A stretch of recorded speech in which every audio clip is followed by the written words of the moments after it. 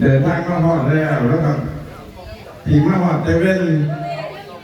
กับมือเจ้าไปเดินที่หาไปนั่งอยู่เพื่อมหาชนไทยร่มจากหานทั้งนั้นกับฝ่าวมาทั้งนี้ก็ดีใจทั้งคุณครูเจ้าฝ่าวเพิ่นอนุญาตให้ร่ำก่อนพระเพราะว่า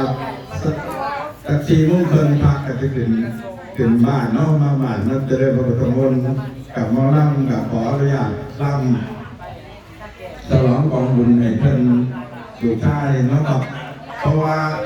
หลังจากนี้แหละก็จะเดินทางไปนั่งทอนเพื่อนนักแก่กับพี่น้องช่วงแรกกับคงจะเป็นล่ำเชิญดวงวิญญาณของลูกชายถึงทั้งคุณครูสักเราพี่กับคุณครูหาไทยทิพย์จินรัตน์เป็นกองลูกหลานญาติพี่น้องรวมใจกันจัดตั้งกองบุญกองกุศลไปหมดไปถึงกับลูกชายนายปณิธิจินรัตน์ชื่อเล่นเป็นวาลูกอาตอมนะครับผมกับช่วงนี้กับเชิญครับ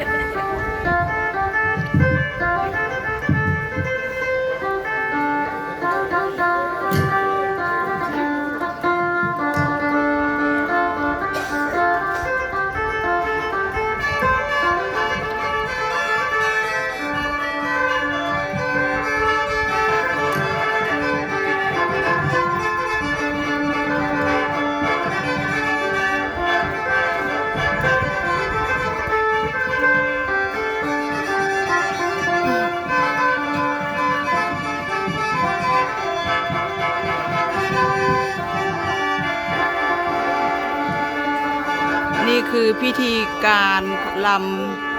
ำของหมู่บ้านเรานะคะ